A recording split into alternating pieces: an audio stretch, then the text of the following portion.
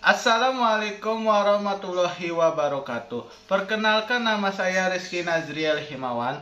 Saya berasal dari Fakultas Ilmu Sosial dan Ilmu Politik, Prodi Ilmu Pemerintahan di Universitas Wiralodra.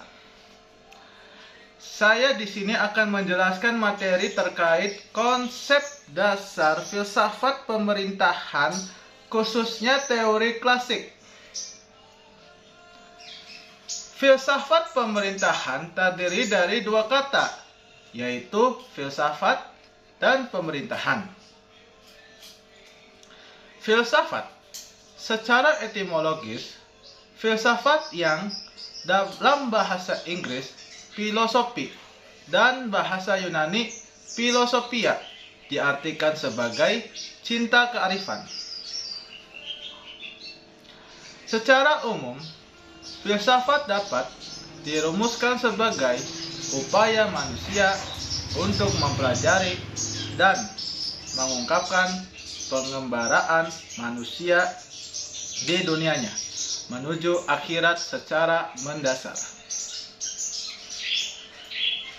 Pemerintahan artinya kegiatan memerintah dilakukan oleh pemerintah atas nama kekuasaan negara terhadap masyarakat yang diperintah.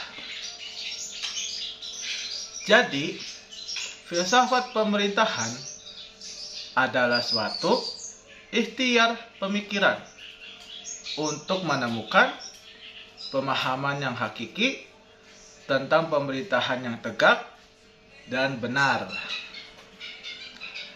Filsafat pemerintahan tidak memberikan petunjuk teknis memerintah, tetapi memberikan pemahaman dan arah tindakan bagaimana sebaiknya melakukan kegiatan pemerintahan yang layak dan benar.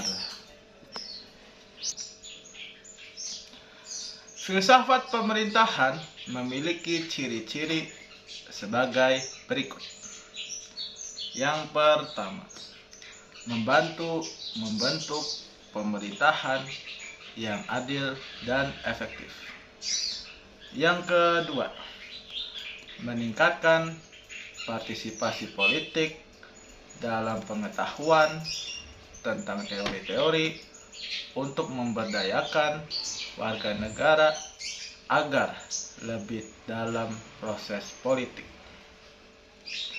Yang ketiga, mencegah penyalahgunaan kekuasaan dengan cara memahami balasan kekuasaan yang dianjurkan oleh berbagai teori pemerintahan. Yang keempat, memahami sejarah dan perkembangan politik. Membangun dasar. Yang kelima, membangun dasar untuk kebijakan publik. Pengetahuan tentang teori pemerintahan sangat penting dalam perumusan kebijakan publik. Yang keenam, meningkatkan kesadaran kritis. Memahami teori-teori pemerintahan membantu individu mengembangkan pemikiran kritis tentang struktur kekuasaan dan kebijakan yang ada. Yang ketujuh, mengatasi konflik dan ketidakadilan. Teori-teori pemerintahan sering membahas masalah kekuasaan, keadilan, dan konflik. Yang kedelapan, memahami peran dan tanggung jawab pemerintah. Teori-teori pemerintahan membantu kita memahami peran dan tanggung jawab pemerintah dalam masyarakat. Yang ke-9, menyediakan panduan etis. Teori-teori pemerintahan seringkali mengandung komponen etis yang penting untuk mempertimbangkan apa yang seharusnya menjadi tujuan pemerintah dan bagaimana seharusnya bertindak. Teori klasik dan konsep negara ideal menurut Plato.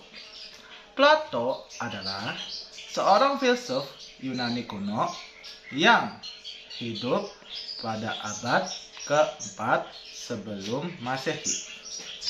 Menyumbangkan banyak konsep penting dalam filsafat politik yang dikenal sebagai teori klasik. Salah satu yang paling terkenal Plato yang membahas teori pemerintahan adalah Republik Politera. Konsep negara ideal. Yang pertama, teori bentuk atau idea sebagai realitas yang lebih tinggi dan sempurna dibandingkan dengan dunia fisik yang kita alami. Yang kedua, kelas sosial dan keadilan dalam republik. Plato membagi masyarakat idealnya menjadi 3 kelas utama. Aristoteles, murid Plato, juga memberikan kontribusi besar dalam teori klasik tentang pemerintahan melalui karyanya yang terkenal politik. Dia menawarkan klasifikasinya bentuk pemerintahan yang berbeda dan memberikan analisis kritis tentang kelebihan dan kekurangan masing-masing bentuk. Secara garis besar perjalanan pemikiran filsafat klasik. Dalam filsafat klasik muncul 2 aliran yang berbeda, yaitu materialisme monistik yang menyatakan bahwa unsur pembentuk alam semesta ini hanya ada satu, yaitu air. Aliran ini dipelopori oleh Thales yang diakui juga sebagai bapak filsafat 640 sampai 654 sebelum Masehi. Materialisme pluralistik yang menyatakan bahwa jenis materi itu bukan hanya satu, tetapi banyak atau tak terhingga. Aliran ini dipelopori oleh Anaxagoras dan Anaximander. Pemikir-pemikir lain yang juga berpengaruh pada fase ini di antara lain Aristoteles dan Plato. Pemikiran-pemikirannya memberi arti yang khas sebagai filsuf yang hidup pada masa filsafat klasik. Teori klasik adalah teori yang mendefinisikan organisasi sebagai struktur, hubungan, kekuasaan-kekuasaan, tujuan-tujuan, peranan-peranan, kegiatan-kegiatan, komunikasi, dan faktor-faktor lain yang terjadi bila orang bekerja sama. Berikut adalah ciri-ciri utama teori klasik filsafat pemerintahan. Yang pertama, konsep keadilan dan kesejahteraan umum. Filsafat pemerintahan klasik seringkali menekankan pentingnya keadilan dan kesejahteraan umum. Pemikiran seperti Plato dan Aristoteles berargumen bahwa tujuan utama pemerintahan adalah untuk mencapai kebaikan bersama dan kesejahteraan semua warga negara. Yang kedua, teori negara ideal. Plato dalam karya-karyanya, terutama Republik, mengembangkan konsep negara ideal di mana para filsuf, para pemerintah karena mereka memiliki pengetahuan dan kebijaksanaan tertinggi. Negara ideal ini didasarkan pada prinsip keadilan dan struktur masyarakat yang harmonis. Yang ketiga, pembagian kekuasaan Aristoteles dalam Trias Politica membahas berbagai bentuk pemerintahan dari menekankan kepentingannya keseimbangan kekuasaan. Ia mengkategorikan pemerintahan ke dalam monarki, aristokrasi, dan politeia, pemerintahan oleh banyak orang, serta bentuk-bentuk penyeimbangannya seperti tirani, oligarki, dan demokrasi. Yang keempat, peran hukum. Hukum dipandang sebagai instrumen penting untuk mencapai keadilan dan menjaga ketertiban dalam masyarakat.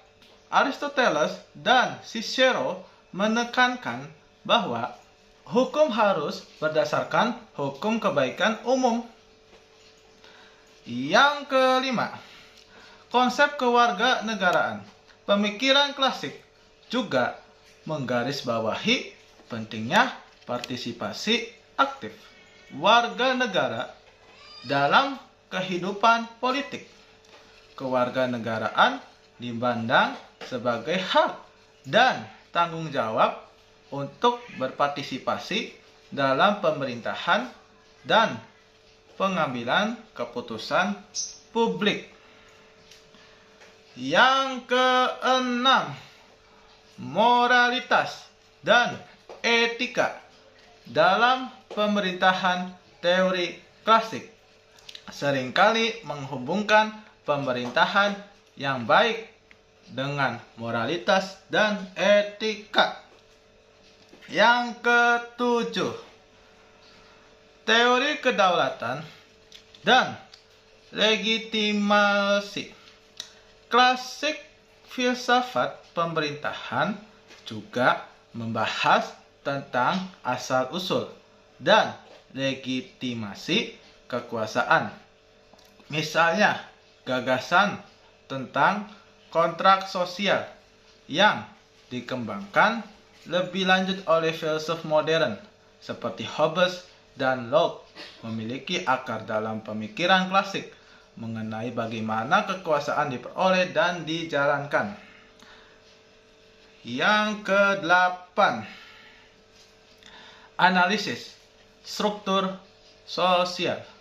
Para pemikir klasik seperti Aristoteles juga melakukan analisis mendalam tentang struktur sosial dan hubungan antara berbagai kelas sosial dalam masyarakat. Mereka mengakui pentingnya harmoni antara berbagai elemen masyarakat untuk stabilitas dan kesejahteraan negara.